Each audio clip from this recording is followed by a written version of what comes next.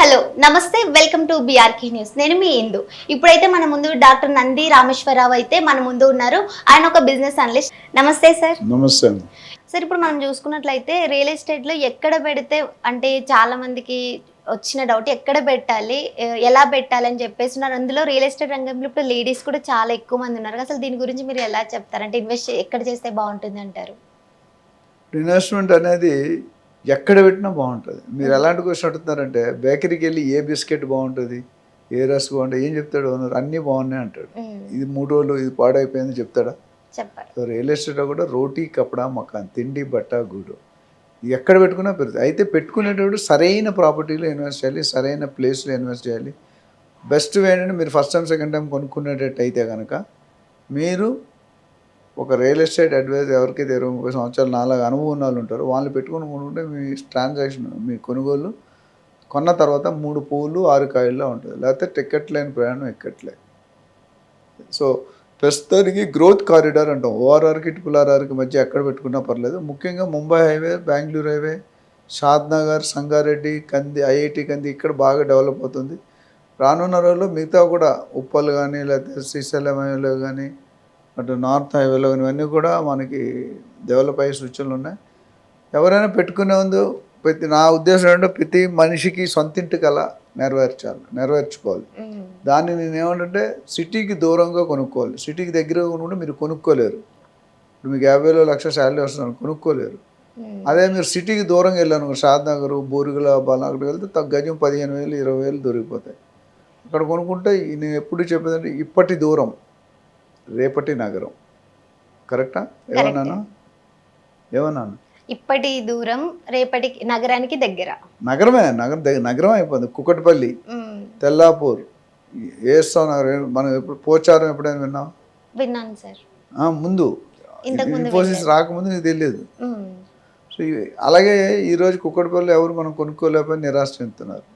నిరాశ చెందక్కర్లేదు. ఇప్పుడే మనం షాద్నగర్లో కొనుక్కుంటే ఒక 5-10 సంవత్సరాలు షాద్నగర్ సిటీలో అయిపోతుంది. అందుకని రియల్ ఎస్టేట్లో పెట్టుకునే మంచి property, legal property, title clear ఉన్నది, ఈసీ ఉన్నది, మ్యూటేషన్ అయిపోయింది, లింక్ డాక్యుమెంట్స్ సరిగ్గా టైటిల్ క్లియర్ ఉండాలి, లీగల్ ఒపీనియన్ తీసుకోవాలి, ఎన్కంబరెన్స్ సర్టిఫికేట్ తీసుకోవాలి, ఒక డెవలప్మెంట్స్ కనుక్కోవాలి, బిల్డర్ రెప్యుటేషన్ చూడాలి. ఇవన్నీ కూడా చాలా ఇంపార్టెంట్. సో దీని మీద వాళ్ళకి ఎవరికైనా అవగాహన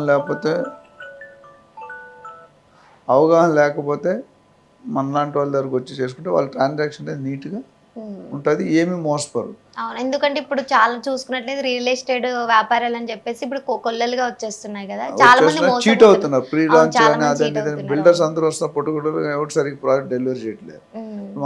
మాలాంటి వాళ్ళ దగ్గర అడ్వైస్ తీసుకుంటే అపాయింట్మెంట్ తీసుకొని డెఫినెట్గా మేము వాళ్ళు గైడ్ చేస్తాం. రెండో క్వశ్చన్ ఏమనంటే మహిళలు ఎక్కువగా కనిపిస్తున్నారు రియల్ ఎస్టేట్లో అన్నారు. మహిళలు లేకపోతే మహిళా లోకం తలుచుకుంటే ఏది జరగదు అంటూ లేదు. లేచింది మహిళా లోకం పాట తెలుసు. అంటే లేడీస్కి ఏంటంటే పేషెన్స్ ఎక్కువ ఉంటుంది. ఒక్కసారి 9:30-10 సీట్లో కూర్చుంటే మళ్ళీ లంచ్ టైం వరకు లేగరు. కంటిన్యూస్గా వేరే యావిగేషన్ లేకుంటే ఎవరో ఒకరు ఇద్దరు ఉండొచ్చు, ఫోకస్ చేస్తారు. జెంట్స్లో అలా లేదు. టీ తాగాలి, సిగరెట్ కొట్టాలి, అది చేయాలి, ఇది చేయాలి అని ఉంటాయి. సో అదొక రీజన్. రెండోది లేడీస్ ఎప్పుడు పైకి వస్తారంటే ఓపిక, కోరిక, తీరికలకి బాగా గట్టిగా ఉంటాయి. ఓపిక, కోరిక, తీరిక, ఓకేటీ ఫార్ములా. సో దానివల్ల ఏమవుతుందంటే లేడీస్ కొద్దిగా పెర్ఫార్మెన్స్తో బాగా. ఇప్పుడు ఎంతోమంది లేడీస్ వాళ్ళ భర్తల శాలరీ కంటే వీళ్ళు సంపాదన ఎక్కువ ఉంది, ఆదాయం ఎక్కువ ఉంది. అలాగే డైవర్స్ కేసులు కూడా ఎక్కువ అవుతుంది. ఆడపిల్ల ఒకసారి సంపాదించడం స్టార్ట్ అయితే మీ ఆయన మీ శాలరీతో సంబంధం లేదు, అండర్స్టాండ్ చేసుకున్న వాళ్ళు ఉంటారు. లేకపోతే ఇప్పుడు చూస్తున్నాం కరోనా దగ్గర నుండి ఏమైంది, ఫోన్ వస్తే ఎవరు ఫోన్ ఎందుకు వచ్చింది, నీకు అమ్మాయికి సంబంధం ఏంటంటే నీకు అబ్బాయికి, ఇవే కదా డైవర్స్. అంతకుముందు అలా లేదు. మా టైంలో పెళ్లి చేయమంటే చాటింగ్లు, డేటింగ్లు, తాళి కట్టరంటే కట్టేస్తాను, వాళ్ళు కట్టించుకోవాలంటే ఇప్పుడు అలా ఉందా? లేదు. I will try, I will call, ఇవేవో రకరకాలుగా చెప్తున్నారు. సో బట్ ఏదేమిటి ఒక లేడీస్ జాయిన్ అయినప్పుడు మంచి వాతావరణంలో చేయాలి, మంచి బిల్డర్ దగ్గర జాయిన్ అవ్వాలి, మంచి లీడర్తో జాయిన్ అవ్వాలి.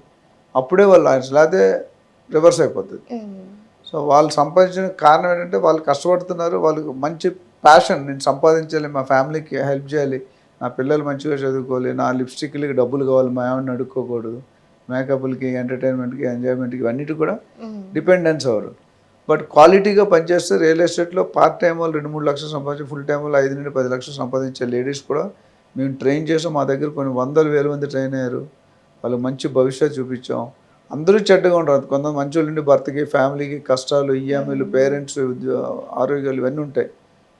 దాన్ని బట్టి చూసుకుంటే వాళ్ళు కష్టపడే పద్ధతి బట్టి ఉంటుంది. ఓకే. చాలామంది సక్సెస్ అవుతున్నారు. ఇంకా ఎంతోమంది కొత్తగా రావడానికి అవకాశాలు కనిపిస్తున్నాయి. సో అది ఎవరైనా ఎంచుకుంటే మాత్రం మన దగ్గర ట్రైనింగ్ ఫౌండేషన్ లేకుండా మీరు చేస్తే ఫెయిల్ అవుతారు. అవును.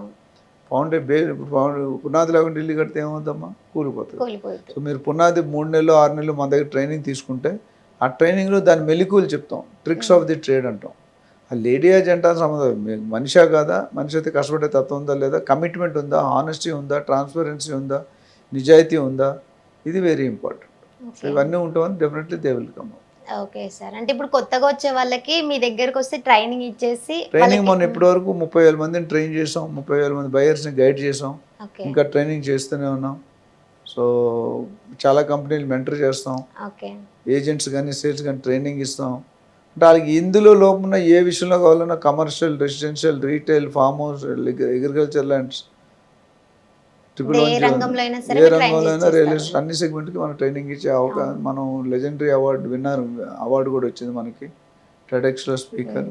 ఓకే. ఇవన్నీ కూడా యాడ్ అవుతాయి. మా అనుభవాన్ని మీకు షేర్ చేస్తాం. ఓకే. మీ ఇప్పుడైతే మనం రియల్ ఎస్టేట్ లోకి కొత్తగా ఎవరైనా రావాలనుకుంటే మాత్రం ఇప్పుడు సార్ చెప్పినట్లు వాళ్ళ దగ్గరకు వస్తే ట్రైనింగ్ ఇచ్చి విత్ మీకు ఎలా వెళ్ళాలి ఏంటి అని చెప్పేసి విత్ బయర్స్ ఎలా ఉన్నారు అవన్నీ మీకు కనుక్కోవాలంటే ఖచ్చితంగా ట్రైనింగ్ అనేది చాలా ఇంపార్టెంట్. డైరెక్ట్ వెళ్తే పక్క నష్టం అయితే ఇంకొక వస్తుంది. పాయింట్ అంటే చాలా మంది ఫ్రీ ట్రైనింగ్ అని వెళ్ళిపోతున్నారు. అవును. ఏది ఫ్రీగా రాదమ్మా. ఫ్రీగా వస్తే ఫెనల్ తాగేస్తాం మనం. సో ఫ్రీగా వచ్చింది ఫ్రీగా ఉంటుంది. ఎవరైతే డబ్బులు పెట్టి ట్రైనింగ్ తీసుకుంటారో వాళ్ళకి అవగాహన ఉంటుంది. ఒకరోజు ఒక ప్రాజెక్ట్ పావుగంట చెప్పింది మీరు చేసుకుంటే ఎవరు చేసి పావుగంటలో నేర్చుకునే సబ్జెక్ట్ ఆ రియల్ ఎస్టేట్. అది ఒక పెద్ద మెడికల్ ఫీల్డ్ ఎంత ఉందో, సాఫ్ట్వేర్ ఫీల్డ్ ఇది కూడా అంతే పెద్ద ఫీల్డ్. రానున్న రోజుల్లో 7.5 కోట్ల జాబులు రిలీజ్ అవుతున్నాయి మార్కెట్లో. సో $1 ట్రిలియన్ బిజినెస్ పెరగబోతుంది. సో ఎవరైనా ఇప్పుడు ఫ్రెషర్స్ చాలా మంది ఆసక్తి చూపిస్తున్నారు. ఫ్రెషర్స్ చూపిస్తే ఒక 10 years పనిచేస్తే ఒక రియల్ ఎస్టేట్ టైకూన్ అయిపోతాడు. ఆ విధంగా ఆ టైకూన్ అవ్వాలి, లీడ్ అవ్వాలంటే ఏం చేయాలో మనం గైడ్ చేస్తాం.